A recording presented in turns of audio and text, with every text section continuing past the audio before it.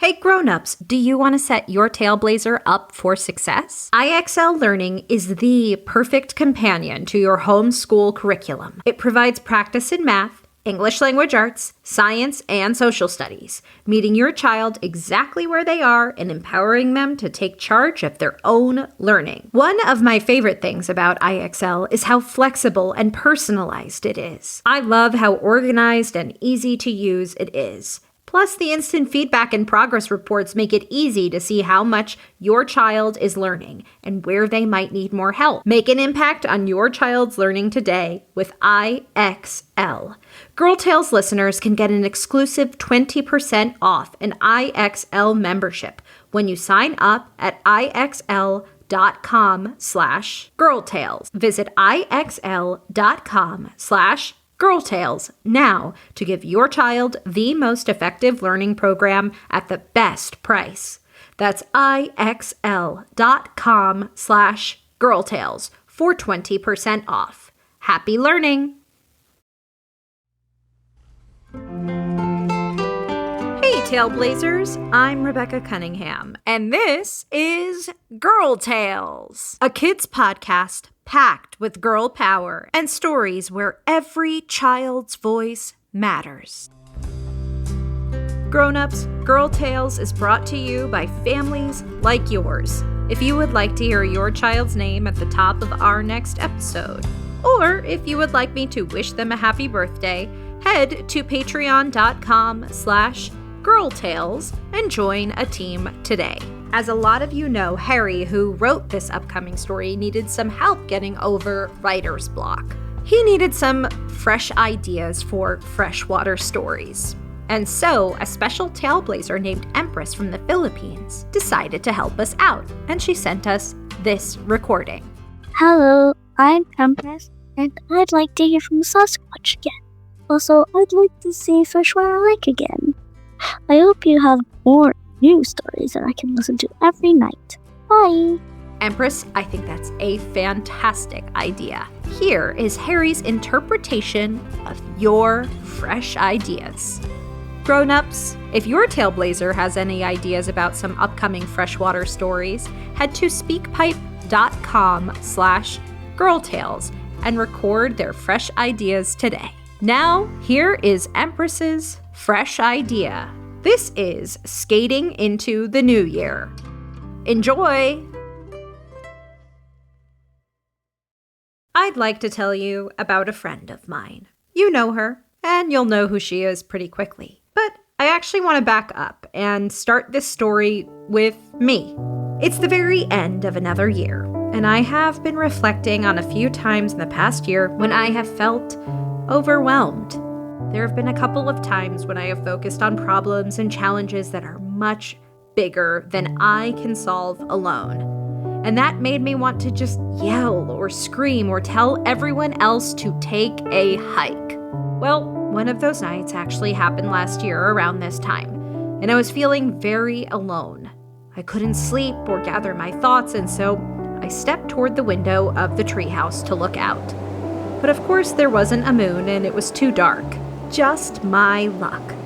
But then at the window, I heard a noise like I have never heard before. There was this great big scraping sound echoing through the trees, and it sounded like it was coming from Freshwater Lake. It was so big that owls on both sides of the lake started hooting in alarm. What was happening?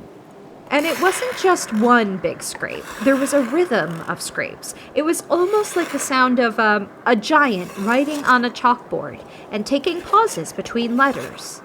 And then it would stop for a brief moment, maybe between chalkboard sentences, and start all over again. The sound started to pick up pace like a drum beat. Scrape, scrape, scrape, scrape, scrape, scrape, scrape. It wasn't so startling to hear this sound. It might have felt like a meditative song. The rhythm would pick up and then go silent, and then start slowly again, and again. I was now moving very quickly toward Freshwater Lake, hoping that I wasn't about to come across a frightening scene. Because it was a new moon, I couldn't see anything on the lake, I had run out of the treehouse so quickly because of the sound that I had forgotten to bring a flashlight. Now it was completely black in front of me, except for the shimmering of the stars above. I could smell the trees and almost taste the cold, dry air. The lake in front of me had been frozen solid for the past month, so I knew even in the dark that in front of me was a big sheet of ice. I stood at the edge of the lake and listened. All of a sudden, the scrapes started to pick up pace again, but this time they were getting louder and louder. The scraping was going faster and faster and was definitely coming closer and closer to the edge of the lake. I could make out the faintest blur of white fur speeding toward me. And then when it didn't seem like the sound could get any louder, with one fast scrape, it stopped. And instead of the sound of scraping chasing toward me, I was hit with a huge avalanche of wet snow. But it did not come from a mountain or the sky. Who was throwing snow at me? I looked up and just saw stars. And then I looked down to the lake and I saw more stars? But these were a reflection of the stars above in what looked like a large full-length mirror.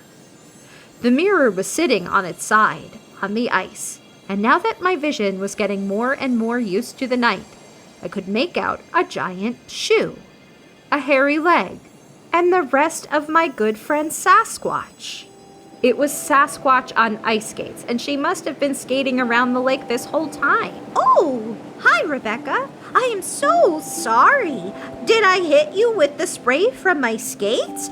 I was going so fast and needed to brake quickly at the edge of the lake. No, don't worry, Sasquatch. You didn't get me that bad, I said as I brushed snow away from my eyes and wrung out my hair from where it had already melted like a puddle on my head. I will be fine.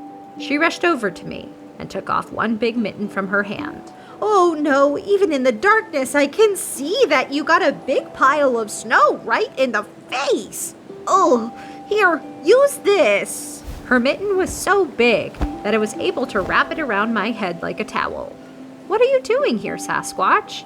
Aren't you cold? And isn't it too dark to skate? Sasquatch laughed. Cold? Don't you know that some people call me the abominable snow woman? Not that I like the name at all, but they do get one thing right. I can handle cold weather. All of this fur. Of course, I need it so I can be out in nature at all times of year. And when it comes to the nighttime, not only do I have great night vision, but I also know Freshwater Lake like the back of my paw. Its size, its edges, every ripple. I could throw a snowball from the corner of this lake right now and tell you where it lands just by the sound of it hitting the ice. That's impressive, Sasquatch. Just a part of the job of taking care of this town and our environment. Rebecca, what are you doing out here right now?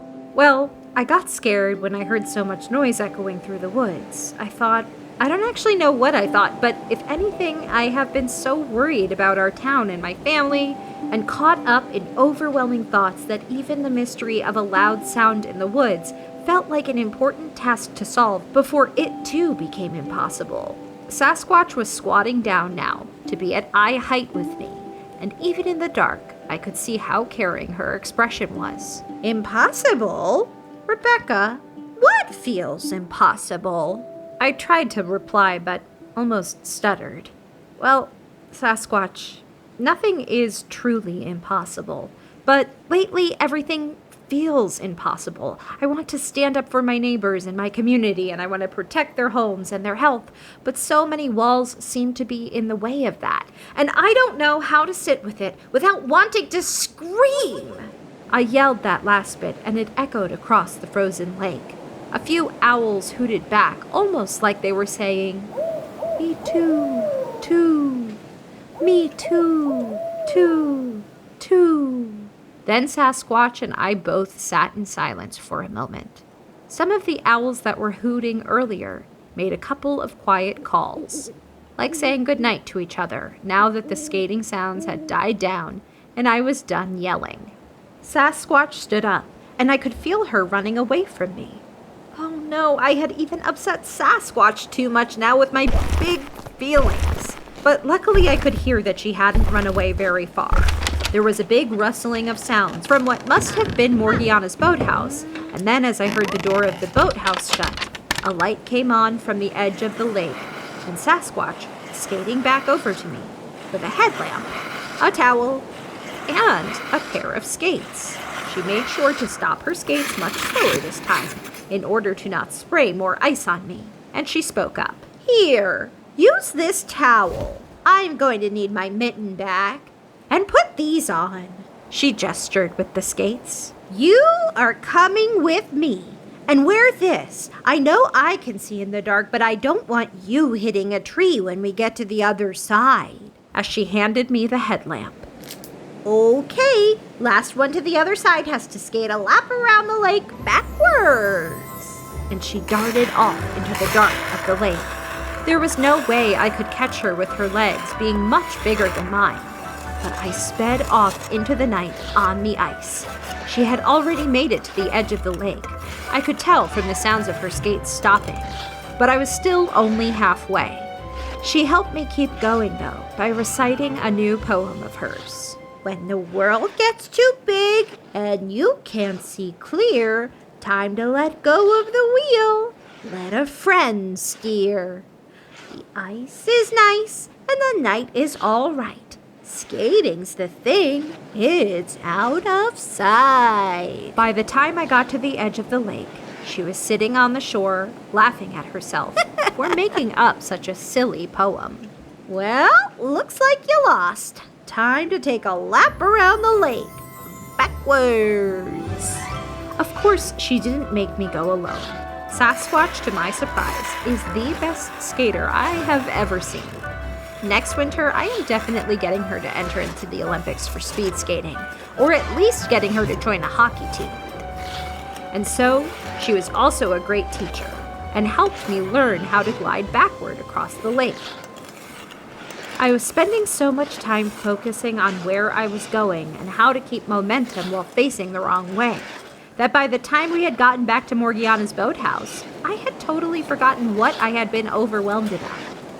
But I was also exhausted. Sasquatch, on the other hand, was ready to go again. I told her that while that was the most fun I have had in a long while, that it was still pretty late and I needed to get back. I packed up the skates in the boathouse and put on my shoes. My legs felt like jelly, and my feet were confused. They wanted to keep gliding across land as I made my way back up the hill to the treehouse. Sasquatch followed me a bit, and then said goodbye at the base of the treehouse. I said thank you to her. She really helped me take a break from the worry and fears. Well, Rebecca, I hope you know that you are not alone.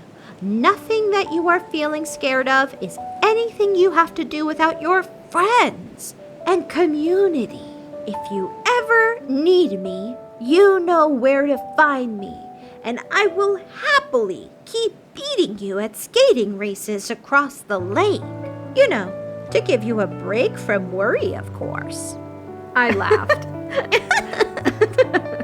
I never knew Sasquatch had such a competitive side. Then I heard my cuckoo clock strike midnight. Sasquatch looked at me and said, Happy New Year, Rebecca. I hadn't even realized it. We had been out together as December 31st became January 1st. What a way to start a new year, with a good friend out in nature playing games.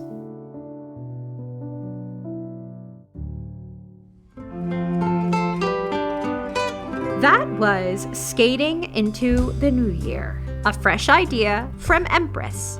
Written by Harry Poster. Performed and executive produced by Rebecca Cunningham.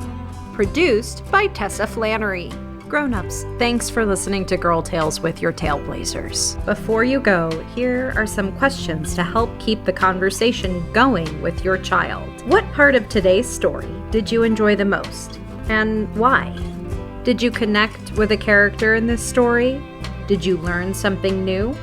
How did you feel about this story? Did it remind you of something in your own life? We hope this sparks some fun and meaningful conversations. Girl Tales is a Cordelia Studios production. Grownups, you can get access to ad-free episodes of Girl Tales, as well as a range of other shows for the kids in your life by subscribing to Starglow Plus on Apple Podcasts.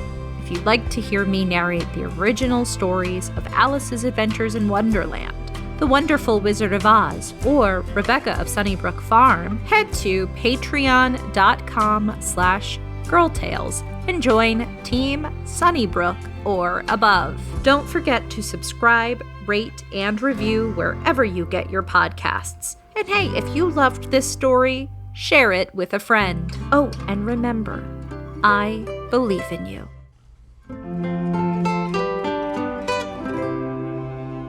There's a hill and a road and a path where I know you must go.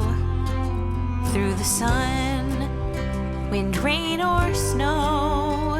But wherever you venture, you can always come home. 'Cause I trust your heart, I trust my heart, and I trust your mind, I trust my mind, and I trust the friends, I trust the friends. I know you will find o'er the hill and on the road, so off you go. And remember, I believe